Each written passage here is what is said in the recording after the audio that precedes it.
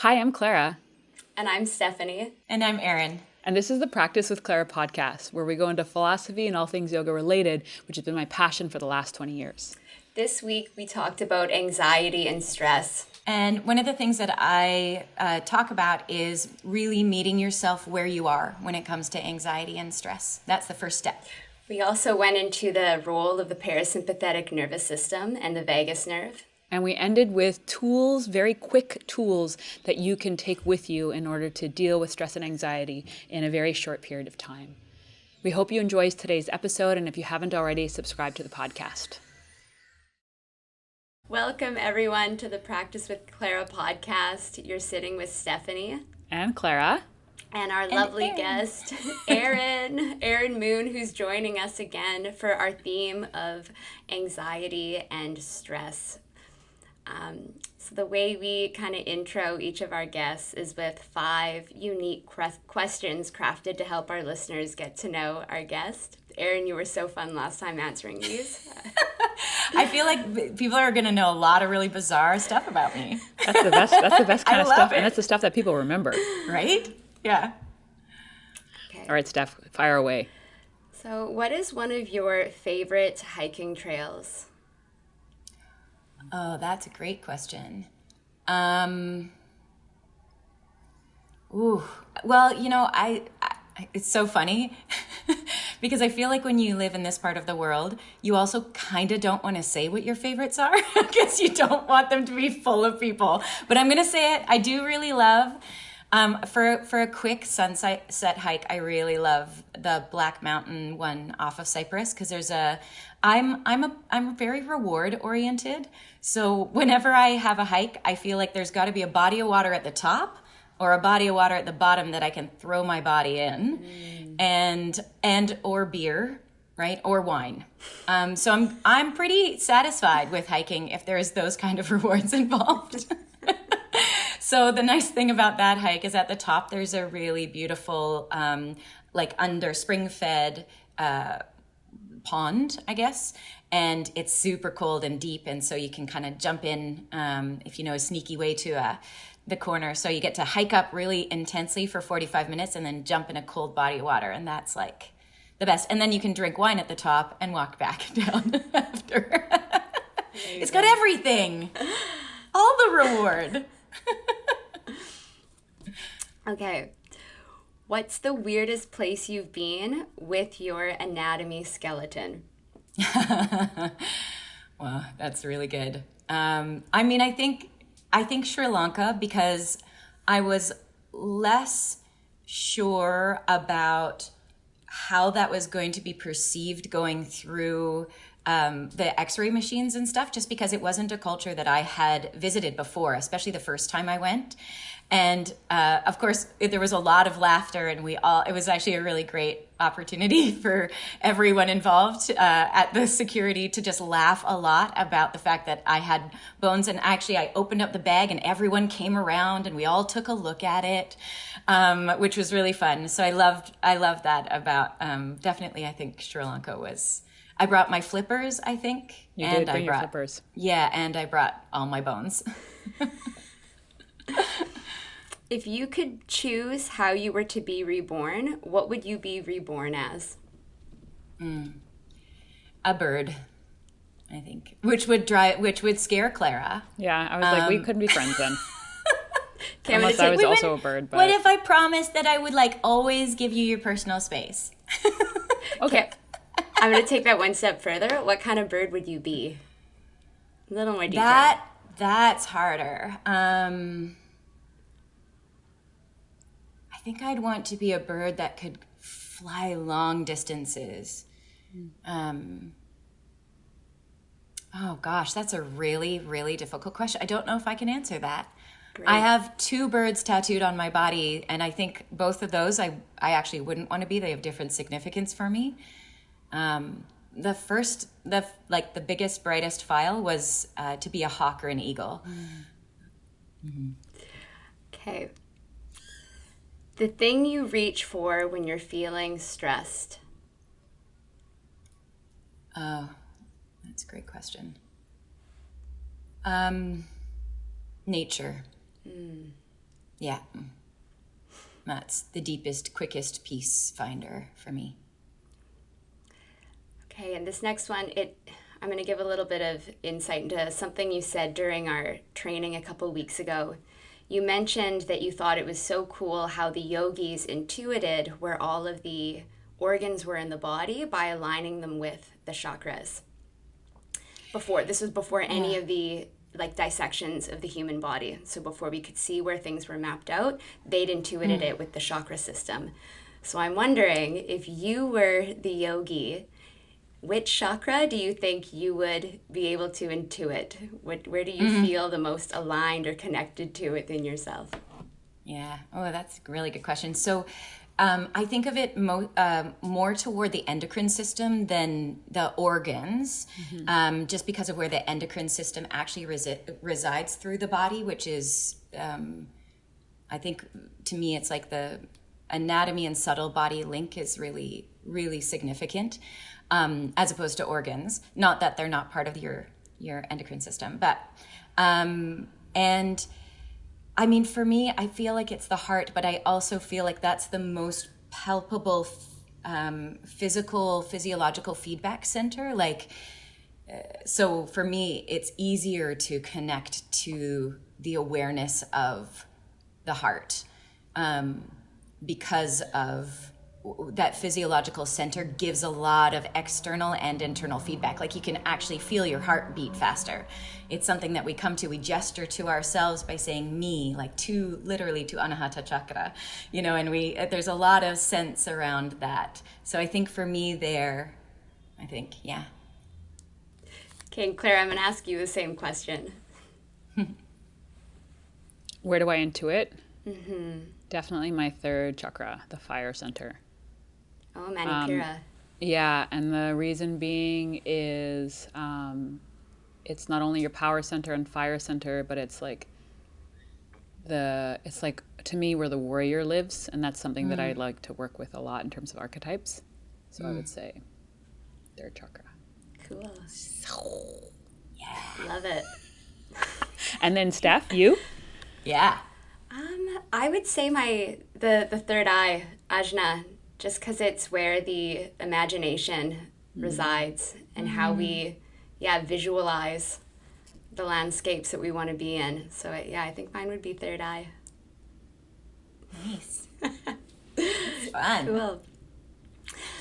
So tapping into our theme this week, I kind of wanted to start just talking briefly around the transition of the way you guys brought the teacher training into the online space. So there's stressors around, shifting the practicum that you guys create together in the 300-hour teacher training.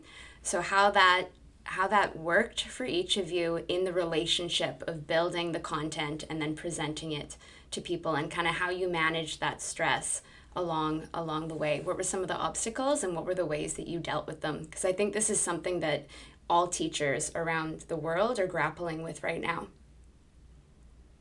Yeah. I'll jump in first and say it was the first time that I've ever led a training online. I don't actually really believe on being online. I try to be offline as much as possible when I'm in training, so that was very interesting. So I had a lot of hesitation going into this training because I wasn't sure what it was going to be like. So much of the magic of training is being together and kind of the natural unfolding of everyone's combined energy creating a particular bhavana, a particular mood, and to look at squares all day in our own isolated areas has a very different feel to it. And so I was most worried about that. I was most worried about that, and the other thing that I was most worried about was practice in the morning. I was curious as to what it was going to be like to try to give a particular kind of experience without literally touching people or like energetically feeling them in the room. And so I mentioned this, I think, a couple weeks ago in our podcast when we talked about it, Steph. But I think that it worked out well. The biggest thing, I was just talking about it actually with my husband Alejandro, is like one of my superpowers is I don't really know what's going to happen, but I have some ideas, and so I kind of put it out there and see what kind of sticks with the group and what doesn't. And I felt like it worked. I felt like we were able to. I was pleasantly surprised by all of it. And so how did I manage that stress in it is I just trusted. The biggest thing I think I had in terms of managing stress was faith, and then trusting that in the process of like whatever is supposed to happen or however we're supposed to be together, it will be what it needs to be. And it was. I thought it actually, I wouldn't be like, yeah, I'm going to do everything online, but I wouldn't mind like doing it again, you know, like I'm like, well, okay, we could do this again. So I think that those were the two biggest stressors for me going into this in terms of online. Yeah. Yeah.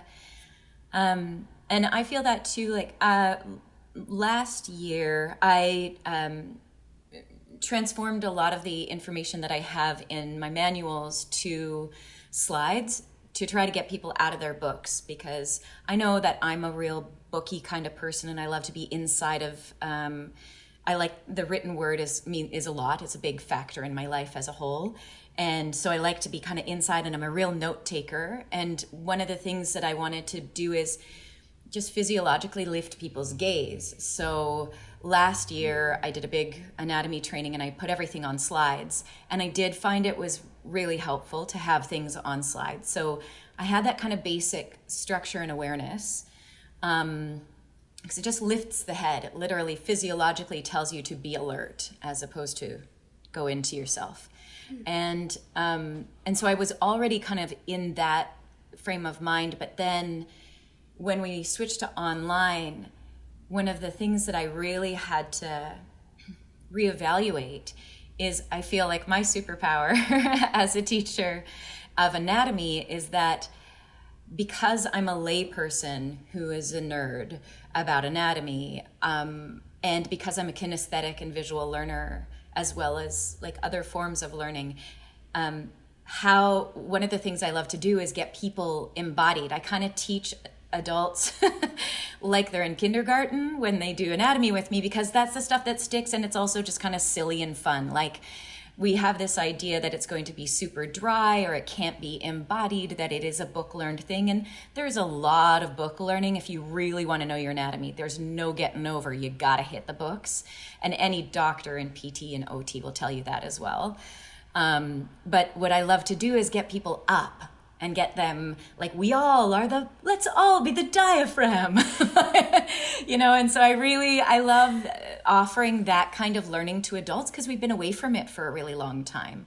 And it's also, I feel like part of why yoga instructors love teaching yoga is also because it is a kinesthetic thing. Mm-hmm. It's a very palpable and kinesthetic thing and somatic experience. And so I was really concerned about that. Like, I didn't want to turn into, because I've taken online anatomy classes, and although I love that and I love all the slides, I'm not that person. I don't have a doctorate. I haven't I'm not at that level of knowledge of anatomy. My knowledge of anatomy is big, but it's very specifically applicable to what we do. Mm-hmm. And I try to make it as applicable to what we do as possible, which is an embodied philosophy. And so I was really trying to figure out, like, how do I still get people up? And how do I still get people to feel what this is? And they're definitely, like, the outcome of that, kind of my stress in mitigating that, was just get as many slides as I can, try to still think of ways to get people up and about. And then on the other side of that, recognizing that there is cognitive dissonance. So our brains are saying, like right now, the three of us, our brains are saying, oh, hey, we're together, right? Our brains recognize that we are together. But there's a dissonance, so there's a disparate quality between reality and what's happening, because our bodies aren't getting the feedback that we're together. So our body is seeking the feedback, all the magic, all of the pheromones and the energy and the things that we can only calculate to so much of a degree at this point in science, we are not getting. And so our brain is saying, I'm connecting, but our body is saying, no, we're not. No, we're not connecting. I'm not getting all of the nuance of your body. I'm only getting a portion of you. Our periphery takes in a huge amount of body language, from the toe that moves in the periphery, even though we're looking at each other's eyes and faces.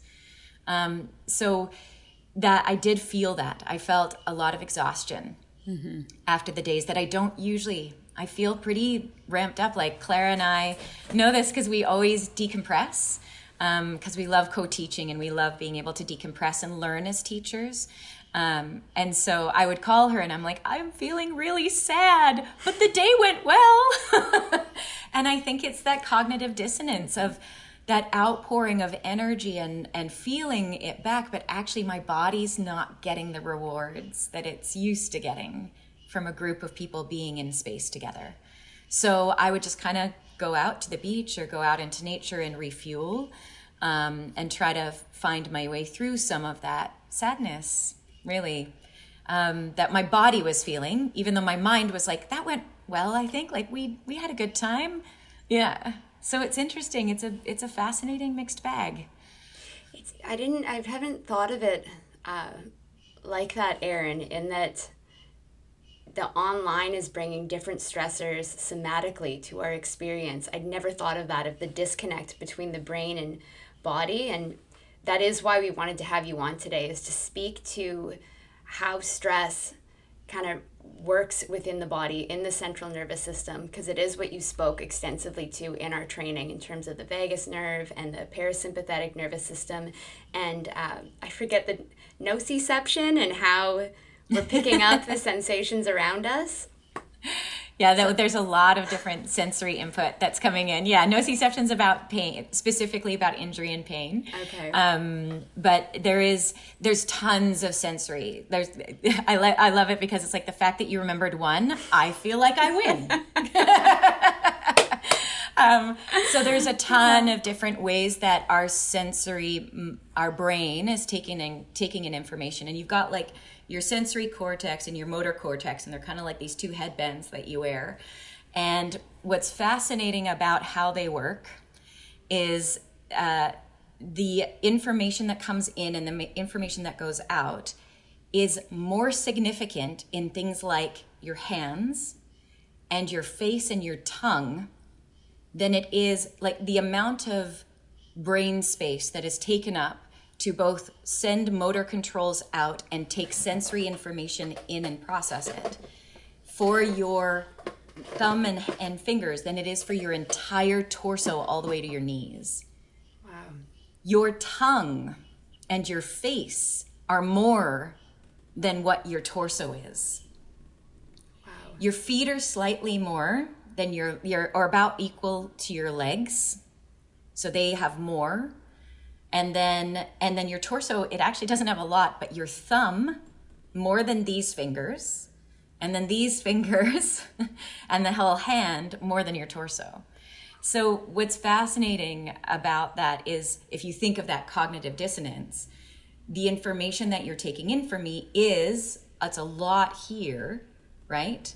But there's a lot of other things that are missing, both information going out and information coming in when you're in this sphere anyway. Mm-hmm. So would you say that adds to the overall stress in the current state that we're in, with people being on technology more? And I mean, the isolation's one piece of it, but I'm speaking specifically of being online, because there's the cognitive dissonance. Yeah. I mean, I can theorize definitely around that. Like, my theories are, I feel like it's all of the peripheral information that we're not getting.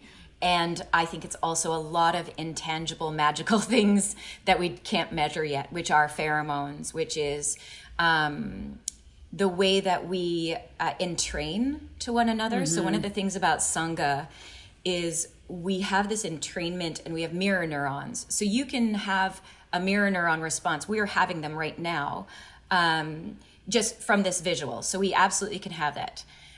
Then you take into account if you've got a lot of bodies where you're getting a lot of information peripherally, as well as this information. And you're actually reading a lot about I mean, it really is your safety and your surroundings as an animal being when you're in a group with one another. And a lot of the time we circle up, right, when we're in Sangha.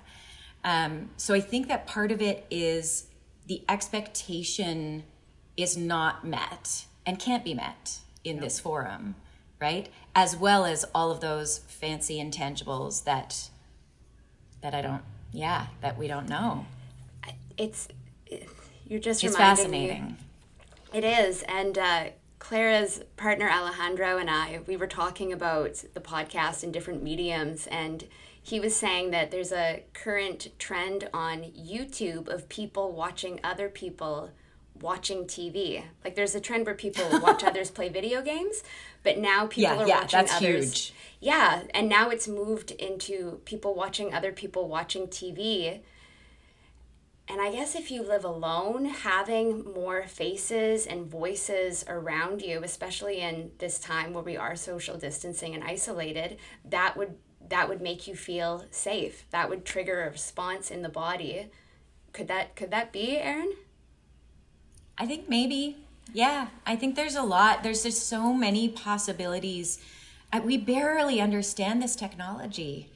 Yeah. Like we really, and you know, speaking about stress and even just our evolution with the way that stress works as far as like our vagus nerve goes, like even the development of a faster way to downregulate is a newer aspect of our development as a species.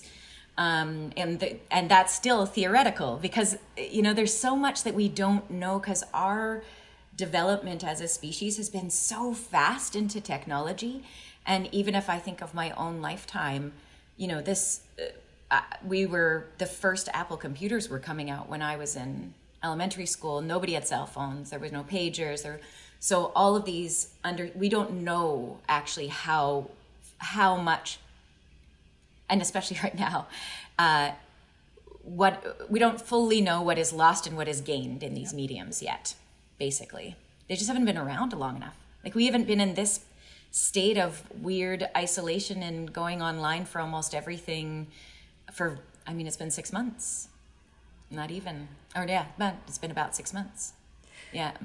So let's, you mentioned the word deregulation. So let's talk a little bit about the ways that you would deregulate and bring more of a calmer state to the nervous system. And I'll open it up, Clara and Erin. Erin, more of the anatomical side. And Clara, if you could share some of the techniques that you would employ in your classes and that would be in the playlist this week that we're releasing, anxiety and stress, that would bring that state of calm into the body. I think that the biggest way to downregulate is to stop, drop, and roll. No, just kidding. I feel like, I don't know if Judith Lassiter has ever said that, but I feel like she may have. So it's not a bad idea. No, stop what you're doing. Yeah. Come down to the ground or get as low to the ground as you can. Yeah. Roll up a bolster and lie down. Yeah. Stop, drop, and roll. I should create a class like that. Actually, maybe we'll do that. We'll start standing, and then we'll get down on the ground. So in terms of downregulating, I feel like what works for me and what we're launching this week on the site is exactly what I said: staying very low to the ground. Not doing anything that's very complicated. So I offered very simple, first just some simple movements. And I actually got that from Erin. I remember being in one of Erin's restorative classes, and she actually likes to start with movement first, just a bit of movement to kind of get people into their bodies. And then, because most restorative classes, if you're unfamiliar, those of us who are listening, is you do a pose for, between 8 to 25 minutes, and then you do the next pose, or sometimes you just do one pose depending upon what kind of class it is. So there isn't usually a lot of movement, and there isn't usually like one breath, one movement. So one thing that I really enjoyed being in Erin's class was we did a bit of like a moving meditation just to kind of come into our breath and arrive on the mat. And then we started to take the restorative poses. And so I feel like that's really helpful in my own body. I always want to just breathe and just take a moment to move, because depending upon what time of the day it is or how I'm feeling my body, I might just need to the movement itself allows me to check in with what is needed. And then we stay in a pose for an extended period of time. And again, nothing too complicated. And then if and when playing music, nothing that generally has words So those would be some of the techniques that I would recommend, or some of the methodologies that I would recommend in terms of downregulating.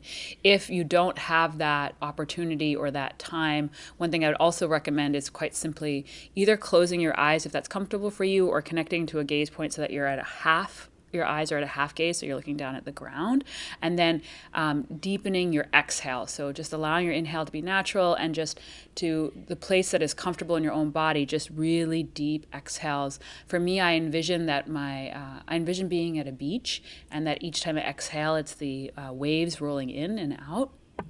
And so that would be a visualization that works for me. And so ideally, you're thinking of something that's very calming and soothing. So for me, visualization really works, of a place that makes me feel calm, usually in nature, as Erin had said earlier. So those would be some of the techniques that I would recommend. Erin? Yeah, 100%. All those. And a lot of that, essentially what it's doing is it's employing what's called, according to Stephen Porges, who is the father of the Polyvagal theory, is there's this 10th cranial nerve. So there's this nerve that goes from your brain, and it speaks to a lot of parts of you. So it speaks to your voice box, your heart, your tummy, some of your guts, and other places, lots of different places. And that's employing what's called the vagal brake. So it's like you can put the brake on. It's asking your brain to speak directly to the things that need to calm down, which is your heart, your lungs. Everything needs to just chillax. And it's literally just saying, I'm going to put a brake on that fight or flight, or because it's essentially anxiety, whether it's a quick stress event or ongoing stress events. It's your body going into a form of fight or flight. And then it can of course escalate to a point where the body just kind of goes, okay, you need to like pass out, or you need to faint, or we need to stop this. So a lot of people react to stresses differently, of course. And essentially what it's doing is it's getting that nerve, and we can actually strengthen that nerve like we strengthen a muscle in a way. It's getting that nerve to do its fundamental job, which is put on the brake. And it's putting on the brake to your fight or flights, to the sympathetic nervous system. And I always think of I love that it's called the sympathetic nervous system, because it's like, too. I'm very sympathetic to the fact that you're freaked out right now. Like, so I'm going to freak out with you. So we're going to freak out.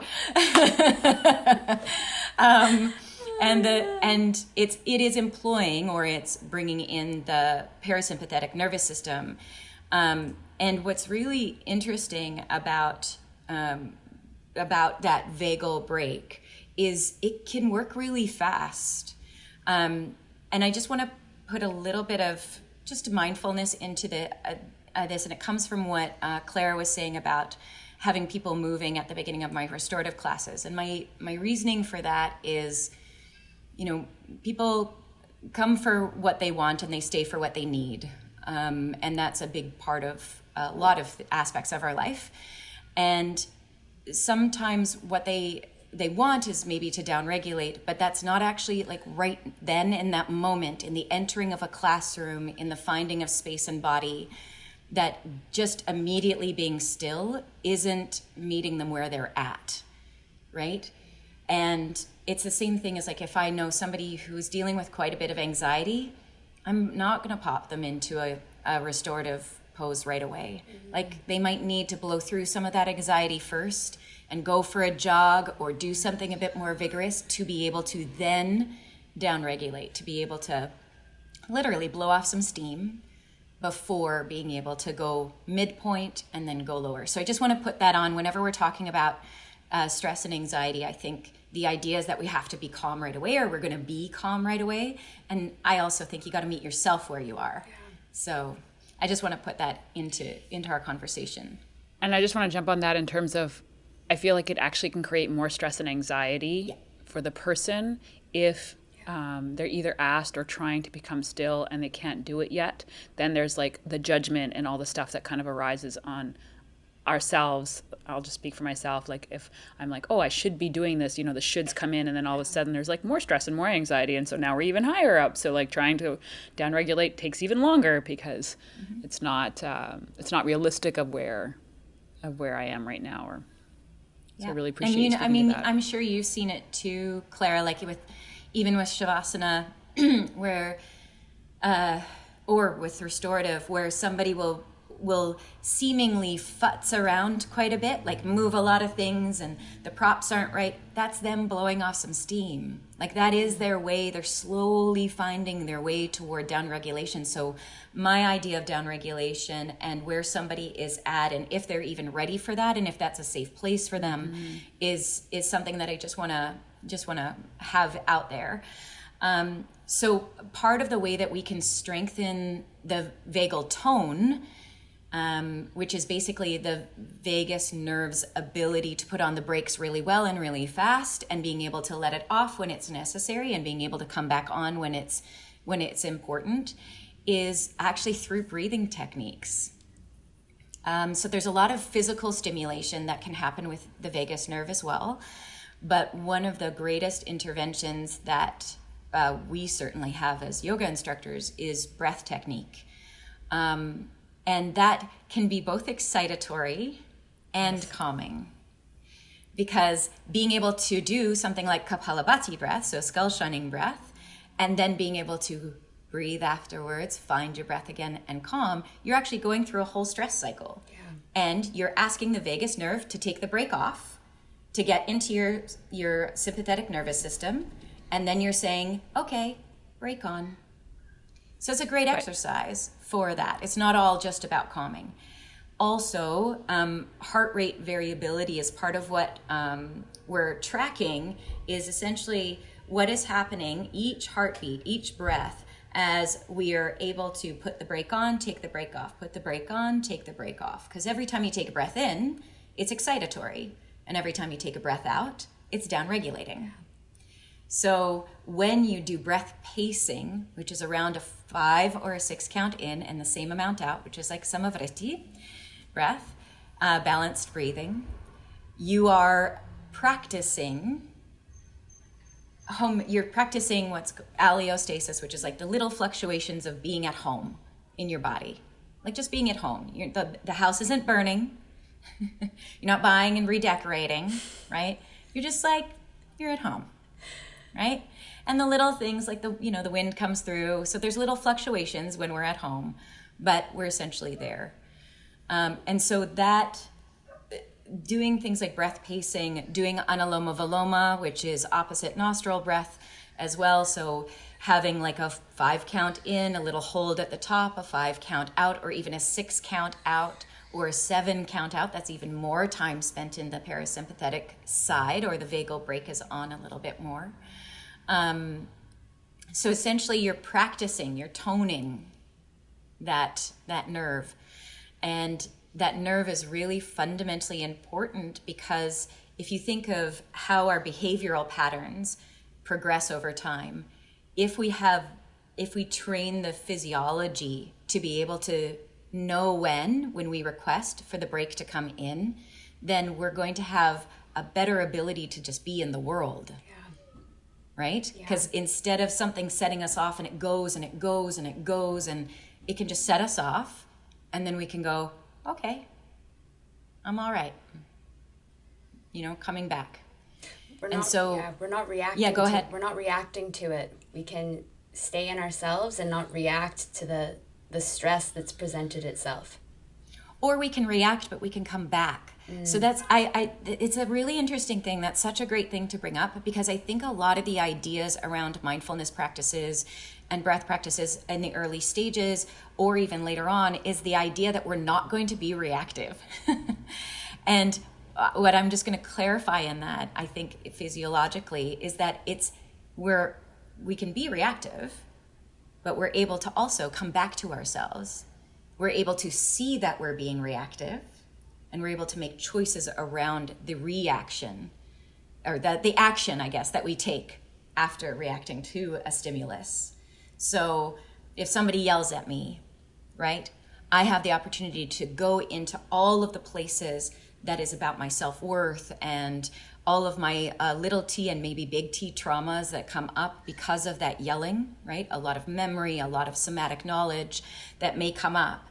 And the idea is that through some of these practices and through having good heart rate variability and good vagal tone, I'm going to be able to, through my mindfulness practice, see where I'm reacting. So I'm still going to have the reaction. I'm going to be able to see where that reaction is, observe it while I'm having it, and then I'm going to be able to make choices about how I take action from that I even get a choice to take action. Like, that's one of the biggest hills to get over, is getting to the point where you can actually make a choice for your action when you're in a heightened state, right? So part of that vagal break and the working on that vagal break is the choice making while being highly stimulated. Clara, you've spoken to that now that Erin's kind of developed that idea. Is in a previous talk, I think it was on managing emotions, you reflected on a story and said it's the practice begins in how quickly you can come back to neutral. Yeah. So it's similar concept is move through whatever's arising and then come back into the neutral state again, whatever that is for you. Yeah, because as Erin said, it's like inevitable. We are going to have, when something is coming at us, we're naturally going to react to it. How we decide to respond to it, meaning how it goes back out into the world, and or how quickly we can come back to equilibrium, is really what the practice is about. Like, I love, Erin, that you said that, like, you're never going to stop reacting. What we're going to stop, or what we're working on what we're working with in terms of the quote unquote practice, is observing that that's what's happening, not necessarily doing anything in that exact moment if we don't need to, if our safety is not at risk. And then how quickly we can come back to equilibrium. And I love, Erin, you talk a lot about this also in the training, in terms of, right, the idea of the Vinyasa yoga practice specifically is that for 45 minutes we put the body under stress, right? And then for the next, like, however long the rest of the class is, we're bringing the body back down to equilibrium. And it's really, like you said, kind of flexing the vagus to be able to handle stress and then come back to equilibrium, handle stress and come back to equilibrium, so that when we're out in the world and stress comes our way, we can do what we need to do in that moment in terms of stress. And then once we are quote unquote safe again, being able to downregulate and come back to a place of homeostasis. Yeah. So one more question around the vagal nerve. I was reading today about the direct link between the wisdom of the belly, the gut, and the brain, and that there's this feedback loop where your belly sends, like, you can create anxiety in the guts. Like, it's a feeling that can begin in the belly that goes up to the brain, and then vice versa. So sometimes gastrointestinal disease is actually from anxiety that you're creating in your mind. So and vice versa. Yeah. Right? Like, if you've ever had, I guess you'd have to be quite reflective within the curve of having food poisoning. But often before you have physiological, like where you're like, oh, my stomach, something's off. Like, I'm feeling a little, just a little not so great, little fidgety, something's getting up my back, before you're even at that point where you're getting that big physiological reaction to that food poisoning. And so in polyvagal theory, the idea is that the information's coming up and going down. So it's this constant, really direct route between the brain and some of our really fundamental aspects of ourselves, including a bunch of our facial muscles, which is super cool because one of the fastest things to react is your face. Because it's not endocrinology, it is like nerve straight to a bunch of facial muscles. So that it's really fascinating around that. But it's like your gut is all, your stomach is amazing on so many levels as far as your mental health goes. But one of them is the fact that, yes, it has a direct connection and a direct feedback loop with your vagus nerve, which is your 10th cranial nerve. So it's a direct feedback loop with your brain. So does your heart. So your heart can tell your vagus and your vagus can tell your heart, a whole bunch of different stuff. That's why breath techniques work really well, because your lungs and your heart work together. They kind of have this really great funky symbiotic thing going on. And there's ways that it gets tested and there's terms for that. But essentially they're telling as much as it is telling, right? So that there's this reciprocal information going on top of the fact that your gut chemistry, like 90%, 80 to 90% of the serotonin, which is just your baseline I'm feeling okay drug in your body, is developed and excreted, I guess you could say, from your stomach. And it, which is freaking amazing. And if you think of it, it really does make sense though, because if I'm in a new environment as an animal being, and I'm testing out the berries, and I'm seeing if there's enough for me and my clan to survive in this area, I need that information really fast. And the information is essentially sent chemically from my stomach to say, is this an okay environment for me to live with my people? And it's sent to my brain as a means of saying, I'm okay. Not that I'm like over the moon, having the most joyous time in my life, just that like, I'm okay, right? Not like, if I don't have the nutrients, then I feel kind of poopy and I'm gonna get up and leave and go somewhere else that can provide me with my basic needs. And so this is a basic need, is what your environment is providing you. And so that's what I love about that, is like, God, it really does fundamentally matter what you bring into your body, because that's the thing that's telling this.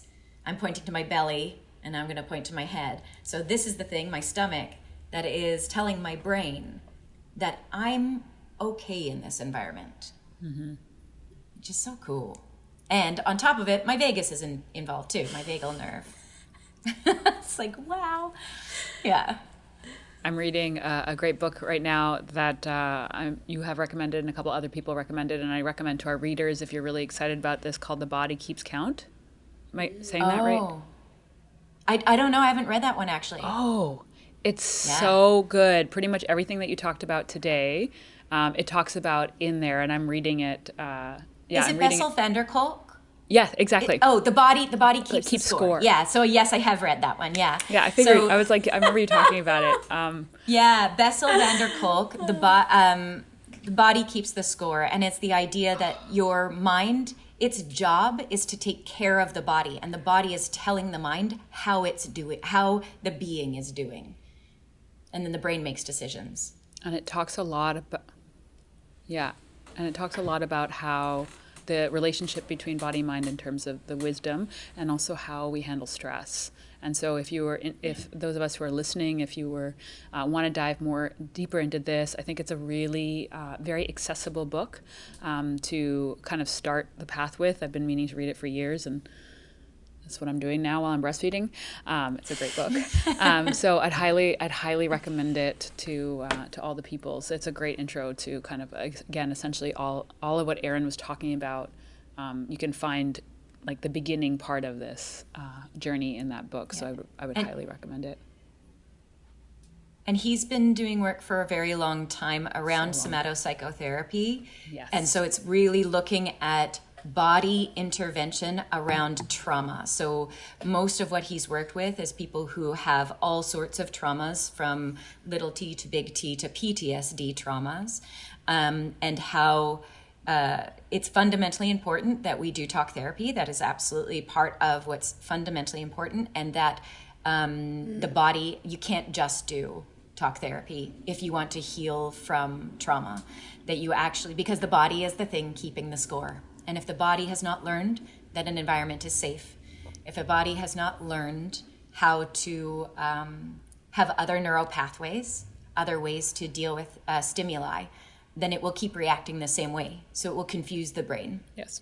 No matter how much processing the brain does. And I feel like we, those of us who've been practicing yoga for an extended period of time, intuitively know that, because I find at least any kind of body awareness practices that I've done has like, putting it out to the listeners, if you've ever been in a class or done any kind of movement where all of a sudden you feel a very strong emotion, quote unquote, for no reason, like that is, to me, your body is literally moving through an experience that it may have had and held in the body. It's moving outwards. So it's so therapeutic for us to not only, again, use the mind, but also to really allow the body to do different kinds of movements, do different kinds of quote unquote exercises in order to allow for the nonverbal part of our experience to be witnessed and experienced, and also fleshed out is not the right word. I don't want to say fleshed out, but like allowing it a space to express. That's what I was looking for, is an opportunity for that experience to be expressed in the body, I think is as important as a verbal expression.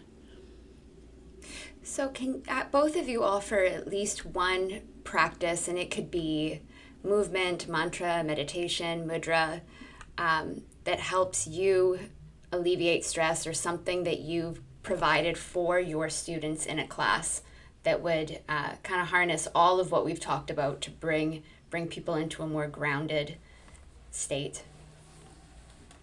Yeah. You want to go, Clara? Yeah, the first one that I think about is lion's breath. I hold a lot in my own personal body. I hold a lot of tension in my face and my jaw. And so this idea of inhaling through the nose, sticking the tongue out, and I'm trying to imagine that I'm touching the ground. Like I try to imagine my tongue is going to be so long it's going to touch the ground. And I like flip my eyes up and I kind of imagine my whole face kind of stretching out and then making a really loud growl. Generally for me, I need to make sound when I am feeling a strong emotion, like frustration or whatever it is. It needs to be very loud. So the lion's breath kind of empowers me to do that. And then doing that a couple of times, and like maybe even like sometimes taking my arms up like I'm a big bear. I'm a bear / lion. And I take my arms up, right? And then sometimes also like bringing them down. And then the other thing I like to do is shake out my hands and making that sound. So I envision that as I'm shaking my hands out, that I'm literally like removing any kind of feeling that I'm holding in my body. So those two things, so they're not gentle or relaxing, but they are very important, because like Erin said, I can't relax if I'm feeling that strongly. I need to literally like make some noise and move very sharply and with strength. So great. Erin? I actually want to just talk about a couple of things just physiologically. So one thing is, I have a dear friend who was working with a somatopsychotherapist who said one of the last places that trauma is processed in the body is the hands. So that's also just fascinating to take in. Also, if you think of, then remember the two headbands, the sensory and motor cortices, and how much your hands take up of that information. So the idea of like, this is a lot of stimulus. I'm shaking my hands like Clara said. This is a lot of stimulus for both the motor and the sensory brain. So you're kind of like, you're using something that takes up a lot of space to also kind of shake that out. So that's kind of fascinating and interesting. Also, the way that your vagus nerve interacts with your vocal cords. So one of the reasons why singing and chanting are also really great ways to downregulate and to stimulate your vagus nerve is because of the way that it interacts with your vocal cords, and that vibration, it both elongates the exhalation and you have some interaction with your vagus nerve. So that's really just those two things. And your tongue is also a huge part of your sensory and motor cortices. So you're using it and you're getting information in. So it's like input, output. It's just fascinating that it's like your face and your hands were a big part of what Clara was doing. And both of those are really stimulating those two parts of your brain. So it's like really stimulating it so that then downregulation is possible. Yeah, so that's really cool. And I kind of want to riff off of that a little bit because, I think that, again, there's this idea of like, just take a deep breath. First of all, breathing in and out through your nose has been researched as being fundamentally, if you can do it, so it all depends on your physiology, it does make a huge difference. So when we breathe in and out through our mouth, it gives very different feedback to our system than when we breathe in and out through our nose. And it's a humidifier and all sorts of things.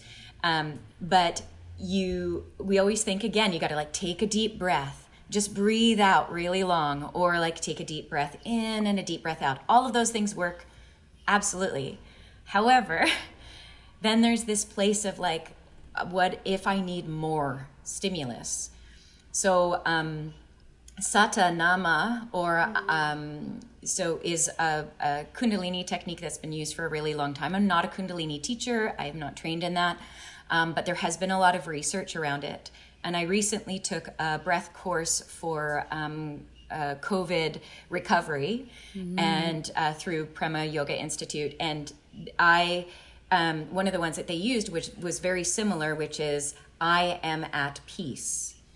So breathing in, and I'm holding up my hands and I'm bringing my thumb and my index finger together for I, my middle finger and my thumb together for am, my ring finger and my thumb together for at, and my pinky finger and my thumb together for peace. And you just go back to the index finger again. So I, index, am, middle, at, ring, peace, pinky.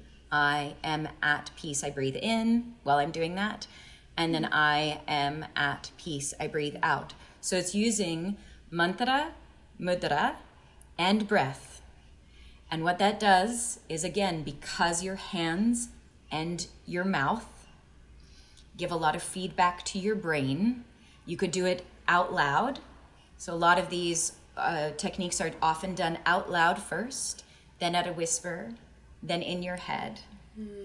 So a lot of these techniques are done that way. So you could do it that way. I am at peace. And doing it and breathing in between. And then eventually once you stop vocalizing, you can breathe in thinking I am at peace, and breathe out I am at peace. And it's bilateral stimulation using your hands and your mouth, which means I'm using both my hands. Which bilateral stimulation is used in EMDR, which is part of the recovery for PTSD. So there's something about doing things on the right and the left side that does something to our brain. I'm not well versed enough to be able to talk about it more than that. But it's something that's a really great intervention if you're feeling like I need a more task. I can't just lie there and let my brain float. And I can speak to that like from being in a place I lost my husband and to cancer 9 years ago. And when I was right after that and for quite a while, the idea of being in Shavasana or sitting in meditation were impossible. I could not be with myself because I didn't know who the hell I was or the world or anything anymore. I didn't get anything. And so having more stimulation when you're in that level of high anxiety can be so great for just anchoring. That without having to be with yourself, if you can't be with yourself, It's also good because I'm just thinking for myself, I usually go blow off steam through exercise, but I've been injured a number of times and then I can't exercise and I'm frustrated because I feel all pent up. And a shower, like going and being in water, helps. But when I was in India and I didn't have a place to shower and I was so tired at the end of a few long days, I didn't know what to do. So both of these practices are wonderful because it's something you can do that's pretty low, not low energy, but it's pretty stationary, and you're still moving and burning through that excess angst, but it's not so exertive that if it's at the end of a long work day or you're out and about and you don't have access to something that you would need, usually, I mean, you have your face in your hands, so lion's breath in this mudra, surely you could, it's pretty accessible to most people. What other ones do you use? Yeah, exactly. You read my mail. Steph, how about for you? What would you recommend? Like I said, I usually, like a bike ride helps me clear, like to go and be outside. And I love the feeling of wind in my face and my hair. Something I discovered this summer, my partner has a motorcycle, and a motorbike ride will do that because I'm just sitting and I can feel like on a roller coaster and it's a clearing. Like I just picture everything kind of washing away. I think that's why I also like water, is the visualization of things being cleansed and purged away from me, are the two that come to mind. So, but I'll be taking the two tactics you shared because I would like to have things that I could do that are a little softer, that don't require going out and about, because it's sometimes hard to do that, especially if you're fatigued. So, or you don't have a lot of time. Yeah, is the other thing. Yeah, like you don't have a lot of time to go do something that's like I got 5 minutes, so yeah. I gotta shift this in 5 minutes, or else I'm gonna explode of stress and anxiety. Just true. Yeah. So my last I wanted to end it on an uplift. So what I wanted to ask to close is what's something that you're currently doing for yourself that gives you that positive endorphin rush, that feel good? And it could be a food you're eating, or Clara, like you said, a book that you're reading, or a person that you phone, something that you're doing to give you that little boost of love. I think that the one, at least that I'm trying to do, and it's a very simple one, is to go outside every day. It's hard. There's some times where I feel like days go by and I haven't left the house, just like the nature of where I am in my life right now. But going outside and feeling air, fresh air, and if there's sun, or, and just seeing people is like really, at least for me, what is feeding me right now. Erin? Yeah. I mean, a big part of my health has definitely been, I've been bike riding to my booth. I'm an audiobook narrator, and so I'll bike to my booth, and that's an hour-long bike ride, and listen to things while I'm there. But I think even more than that, because sometimes I'm like, Clara, I'm at home, I'm there all day, and it gets to be 6 o'clock, and I'm like, oh my gosh. Or even in our training, at lunch, I'm taking deep advantage of being a 5-minute walk from the beach. Mm-hmm. And so going to water and I find water as a whole, but the ocean with the mountains, which is the blessing of the place that we live, the unbelievable privilege and responsibility of the place that we live, is the wisdom and the humbling aspect that those ancient, huge, much more powerful than me beings have, which I feel. And I think there's something about when I'm feeling stressed, that humbling, because you think, oh, I'm stressed. But it's like, some of that just needs to be humbled, of like, you are just a little thing on a vast and wide world that is, happening, whether or not you feel this feeling or not. So just like put your feet in the sand and feel the ocean in your toes, and look at those big, ancient, wise mountains, and shut the hell up. A little bit, just a little bit. A little bit of it is just like, hey, moon, guess what's important? Yeah. So the ocean is a big healer for me. Yeah, and you, Steph? Nature does that. Nice smelling things. I bought a new candle the other day, and putting on like a lotion or an oil that smells really great just gives me that little pause to like regenerate. Yeah. Something nice, something that smells I gotta remember that one. Yeah. Yeah, it does. It shifts, literally just smelling something shifts it. Like fresh bread. Ugh, just walking by a bakery, I'm like, I'm not going to buy anything, but I'm going to stand here. Hey, there is a reason why people are making a lot of frickin' sourdough, okay? So much sourdough. They're like, my house has got to smell amazing. I love it. Yeah. So thank you, Erin, so much for joining us and sharing all your beautiful and your beautiful and insightful wisdom about stress, and hopefully those of us who are listening are walking away with a couple tools and understanding of what's happening, because I feel like part of the understanding of what's happening in the mind and body, it really helps at least me, empower me to kind of work with my stress and anxiety, hopefully in a more insightful way. So, Steph, thank you so much for the amazing questions. Whoa, those were so good. And those of us who are listening, if you're not already part of our, we have a Facebook page called the Practice with Clara Community. If you ever have any questions that you'd like us to go through on the podcast, or if you ever have questions for any of our guests that have either been on or are going to be on, you can always post them there. And thank you so much for joining us. We'll see you next week. Thank you, everyone. Thank you. Thank you for joining us today on the podcast. Today's podcast is brought to you by the Practice with Clara app. That's mine. I've created almost 100 yoga classes for you to do at home or on the go. And they're available to you on your favorite device, including mobile, desktop, and TV. These classes include Vinyasa, slow flow, Hatha, Restorative, Yin, Mantra, meditation.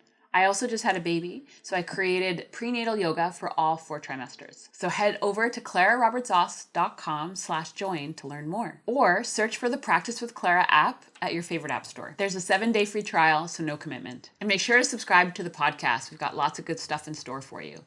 Until next time, namaste.